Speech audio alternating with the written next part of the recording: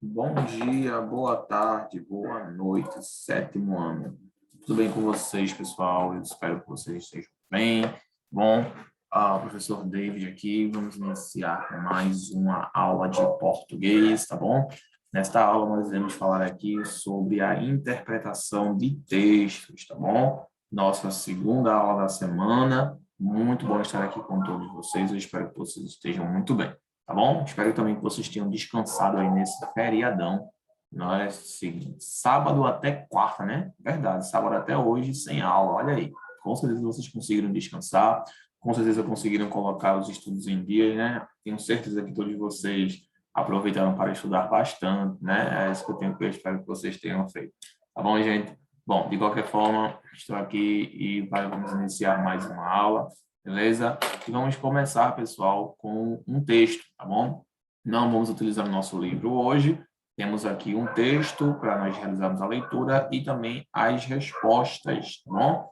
Só que nesse texto, nessa atividade, eu gostaria que vocês tentassem realizar sem o meu intermédio, tá bom? Sem o meu intermédio, ou seja, sem o meu auxílio. Claro que no final, depois do tempo que eu estabelecer para que vocês respondam a cada pergunta, eu vou dar a resolução das perguntas, ou seja, eu vou dar as respostas e explicar o porquê, mas eu gostaria que vocês tentassem fazer aí em casa, então eu vou estabelecer um tempo, tá bom? Mais ou menos 1 minuto para cada questão, que eu acho que é suficiente para que vocês consigam ler o texto e encontrar as respostas, tá bom? Então vamos fazer isso. Eu vou mandar aqui, mostrar aqui o texto para vocês, tá bom? Tenho certeza que vocês vão conseguir realizar essas atividades. Tenho certeza que vocês vão conseguir fazer sem o meu internet, que esse é o intuito aqui, que vocês trabalhem a leitura e a interpretação. Pessoal, presta atenção nisso aqui. Ler e interpretar é diferente, tá? Tem gente que não sabe a diferença de ler e interpretar. Ler é simplesmente você passar o olho, ler as palavras. Interpretar é você entender o que o texto está tentando dizer. Então, a gente precisa aprender a interpretar o texto, não apenas a ler. Ler, eu sei que todos vocês sabem, apesar, além disso, vocês todos são alfabetizados. Então, não há necessidade de vocês terem dificuldade com ler, com a leitura, mas com a interpretação, vocês vão precisar de um pouco mais de concentração. Tá bom? Antes de iniciar, vou colocar o cabeçalho e compartilhar a nossa atividade com vocês.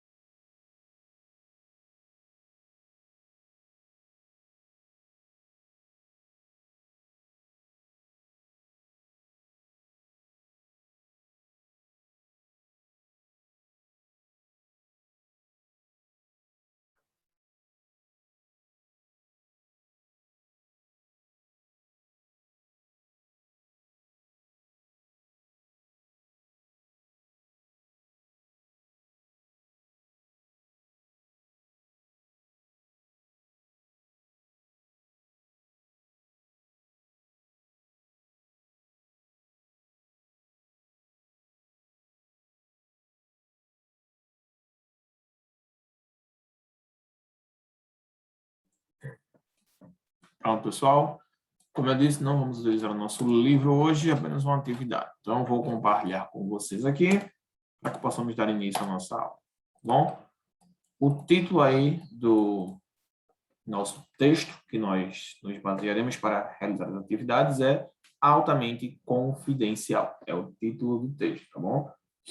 Acompanhe a leitura comigo. Quem observa o trabalho de um hacker, hoje pode ter a impressão de que a arte de inventar e quebrar códigos secretos é extremamente moderna. Ledo engano. O jogo das mensagens cifradas já desafiava a imaginação, pelo menos desde a Idade Média. Nessa época, a troca de mensagens era assunto delicado, como mostra o bispo Gregório de Tours, que no século VI escreveu uma história do reino dos francos. Segundo ele, em pleno alvorecer da Idade Média, 2 mensageiros de um certo Godovaldo, que reivindicava o trono, foram presos e torturados por homens do rei Gontran, ao tentarem transmitir uma mensagem secreta. O caso mostra que nesse período a escrita era uma forma muito vulnerável de comunicação. Uma carta podia parar com facilidade em mãos inimigas, e por isso os emissários não apenas levavam consigo documentos oficiais manuscritos, mas também decoravam mensagens que transmitiam oralmente aos destinatários. Os poucos registros deixados pela diplomacia medieval não facilitaram em nada o trabalho dos historiadores, e por isso é preciso ter cuidado quando se fala das técnicas de codificação utilizadas na Europa medieval.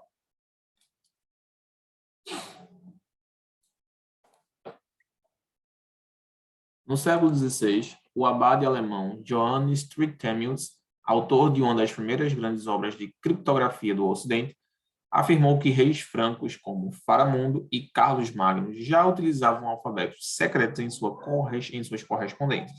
Por mais fascinantes que sejam esses códigos, porém, eles parecem ter saído da imaginação do próprio Trithemius. Carlos Magno mal sabia ler e escrever, e é pouco provável que tenha inventado novos alfabetos. Então, é um texto que fala aí sobre a codificação de mensagens.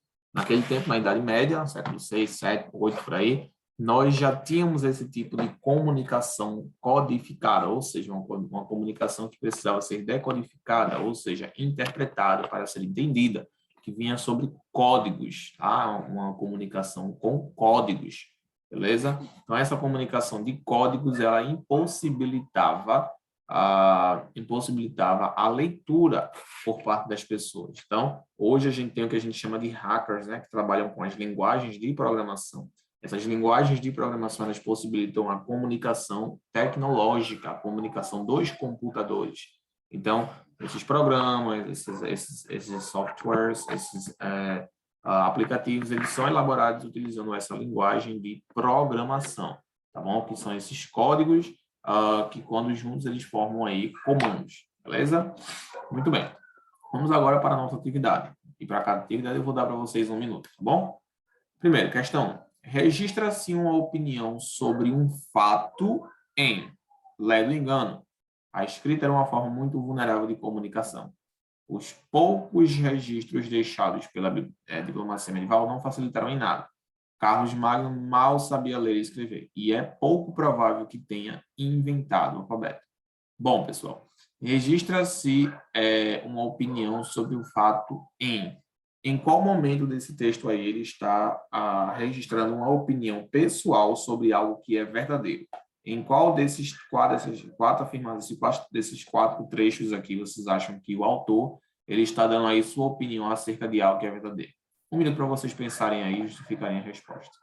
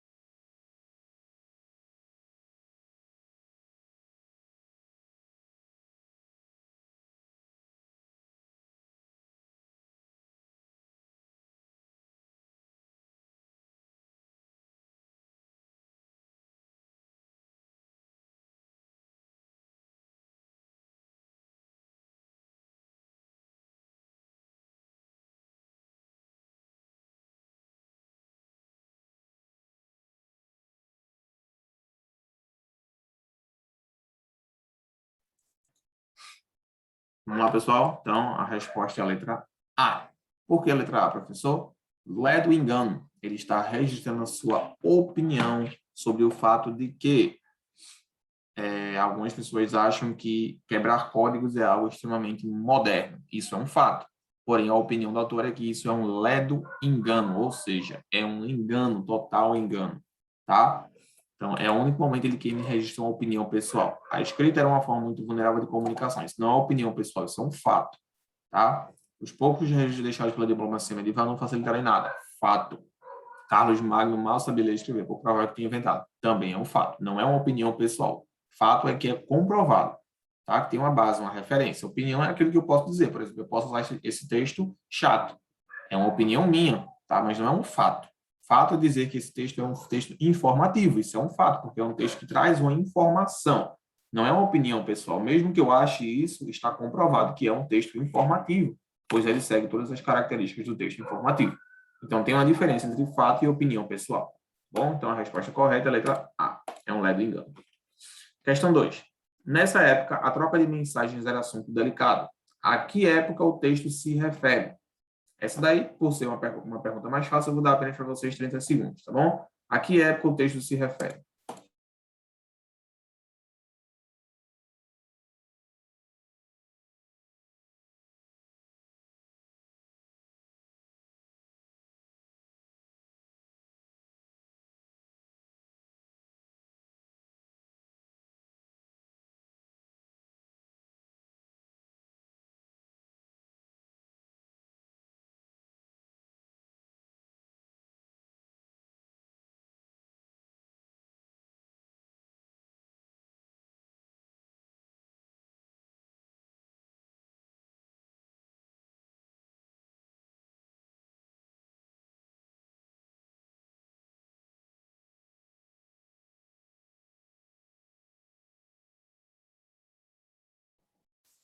A que época, pessoal, se refere à época da Idade Média, tá bom? Terceiro, questão 3. Na Idade Média, a escrita era uma forma muito vulnerável de comunicação. Assinale a alternativa que justifica esse fato. Qual é a alternativa que justifica o fato da escrita ser uma forma muito vulnerável de comunicação? Letra A. Uma carta podia parar com facilidade em mãos de inimigos. Letra B. Os emissários não apenas levavam consigo documentos oficiais manuscritos. Letra C. Decoravam mensagens que transmitiam oralmente aos destinatários. Letra D. Os poucos registros deixados pela diplomacia medieval não facilitaram em nada. Em qual dessas quatro alternativas aí nós encontramos uma justificativa para a escrita ser uma forma muito vulnerável de comunicação?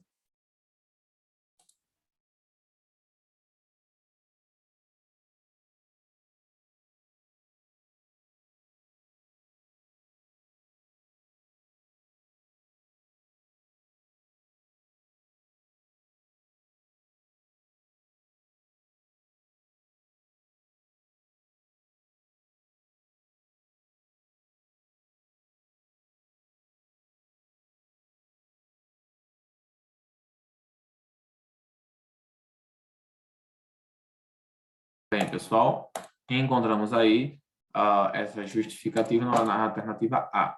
Uma carta podia parar com facilidade em mãos inimigas, ou seja, é uma justificativa para a escrita ser uma forma muito vulnerável de comunicação, pois podia parar em qualquer mão com muita facilidade.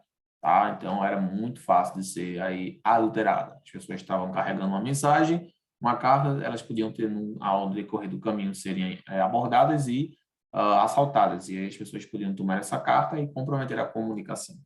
Hoje em dia, não. Hoje em dia, nós temos aí uma comunicação mais rápida e eficaz, e por meio de criptografias. Ainda assim, não é 100% seguro, mas temos aí um pouco de mais certeza, um pouco mais segura do que antes. Questão 4. Segundo ele, em pleno alvorecer da Idade Média, o pronome ele substitui, considerando-se o contexto. Letra A, o bispo Gregório de Tours. Letra B, um certo Godovaldo. Letra C, o rei Gontrão. Letra D, o abade alemão Johannes Trithemius. Tá? Segundo ele, em pleno alvorecer da Idade Média, o pronome ele substitui considerando-se o contexto. Segundo ele, quem, pessoal? Segundo quem? O bispo, Godovaldo, rei Gontrão, o alemão. Voltem ao texto novamente para que vocês consigam encontrar a alternativa. Bom? Mais um minuto para vocês conseguirem responder essa questão aí.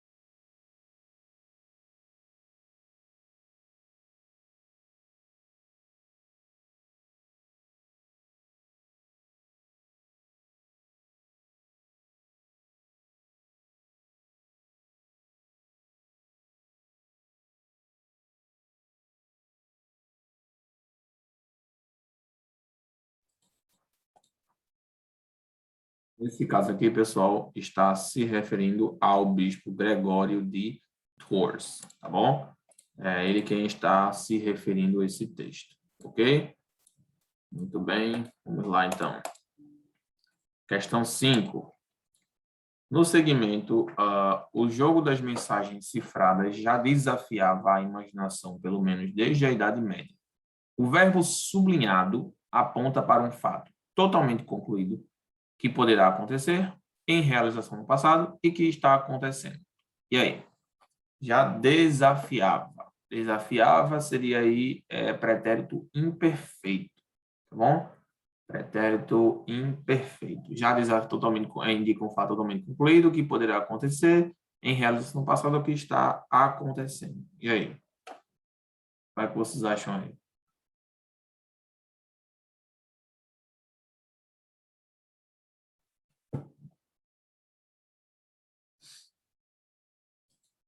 E a resposta correta, pessoal, aí para isso daí, eu vou responder isso mais rápido, porque eu acho que esse aí está um pouco mais fácil, né? Como a gente teve uma aula de gramática recente falando sobre isso, acho que a gente já pode responder. Esse daí, pessoal, a resposta correta é a resposta da letra C, que é algo que estava em realização no passado, tá bom? Algo que estava em realização no passado. Beleza? Muito bem, porque já desafiava, pretérito imperfeito. A gente estudou isso aí na nossa unidade passada. A gente falou sobre os tempos verbais, perdão. Falamos sobre os tempos verbais e aí a gente falou sobre o pretérito imperfeito e a sua função. Vamos agora para o sexto quesito. A palavra hacker aparece em itálico no texto, por quê? Letra A, não foi empregada no sentido literal. Letra B, é de origem estrangeira. Letra C, é pouco conhecida. Letra D, foi escrita incorretamente.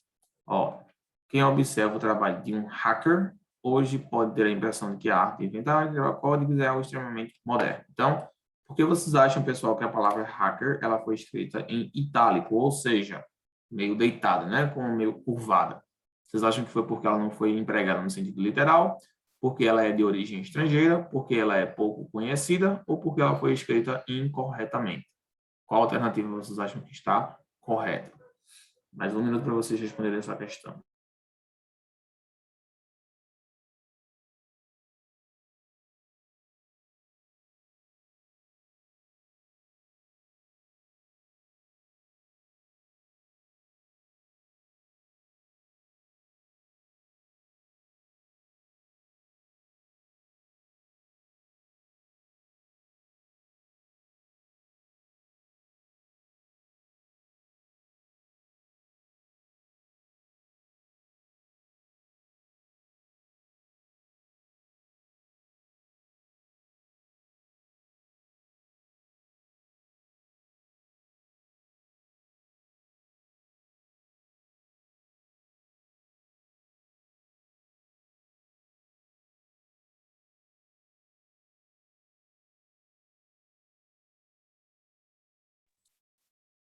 E a resposta correta, pessoal, é porque a palavra é de origem estrangeira, tá?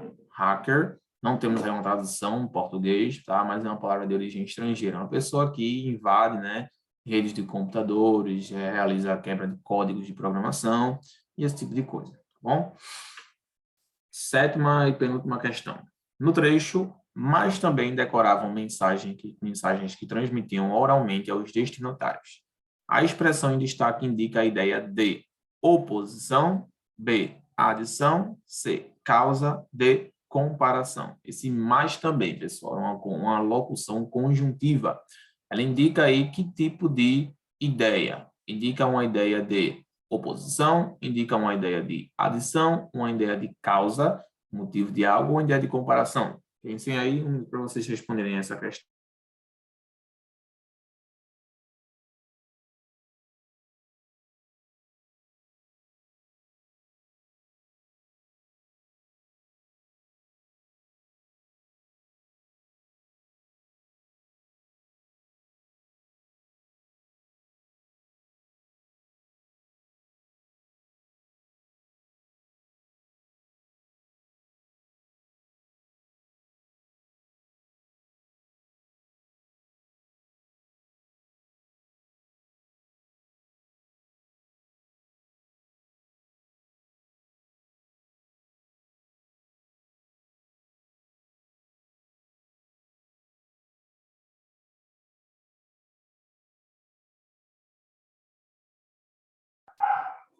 Pessoal, esse mais também indica uma ideia de oposição, tá bom? Uma ideia oposta ao que foi dito anteriormente, tá bom? Então, esse mais também indica aí uma ideia contrária a algo, tá bom? Tá? Mas também pode indicar uma ideia de adição. Então, se você marcou A, está certo, tá bom? Indica também uma ideia de oposição. Mas se você marcou B, também está certo, porque também indica uma ideia de adição, porque ele está também aí adicionando alguma coisa, tá? Pode ser a letra B, pode ser a letra A também. Tecnicamente, pela nossa classificação gramatical desse mais também, por ser uma locução conjuntiva, a letra B seria a resposta, porque é uma conjunção de adição. Só que por ter esse mais, também pode dar uma ideia de oposição ao que foi dito, tá bom?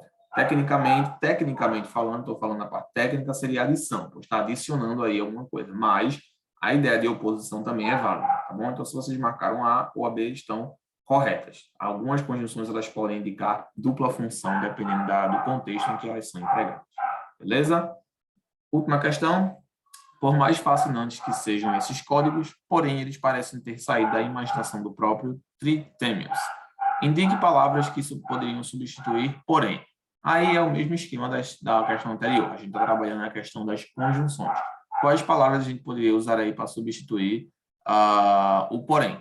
Tá? A gente poderia utilizar para substituir o porém, o no entanto, o mais, né? Todavia, porque essas são conjunções que indicam oposição, que indicam aí uma ideia contrária àquilo que foi mencionado anteriormente. Tá bom, pessoal? Então, essa é a resposta do oitavo quesito, da questão 8. Vocês viram aí que nós fizemos uma junção de atividades, perguntas interpretativas e perguntas gramaticais, linguísticas. Então, a gente trabalhou aqui especialmente o tempo verbal e também trabalhamos as conjunções. Ok, meus queridos? Muito bom, tá? Espero que vocês tenham gostado de assistir essa aula, espero que vocês tenham aprendido, tá? Próxima aula a gente dá continuidade aos nossos estudos, vocês já estão bem descansados aí, né? Tenho certeza que conseguiram responder todas as questões corretamente, tá? Então, próxima aula a gente continua, lembrando que as provas já estão aí, né? Já postei nosso conteúdo no Classep, fiquem atentos para responder, para fazer as questões, tá bom, gente? Para ler o conteúdo e responder as questões da prova corretamente. Então, façam a revisão do conteúdo que foi postado no Classep, pois ele faz um resumo de tudo que irá cair na prova, ou seja, de todos os assuntos que serão abordados na prova. Tá bom, gente? Ficamos por aqui. Próxima aula, tamo junto, se Deus quiser, tá? Qualquer dúvida, podem ir lá no Classep, que eu estou à disposição de todos vocês. Tá, gente? Beijo, um abraço, bons jogos aí, jogos internos, eu tô torcendo por todos vocês. Tá bom, pessoal? Então, até a próxima, fiquem com Deus e nos vemos na nossa próxima aula. Tchau, gente, até a próxima.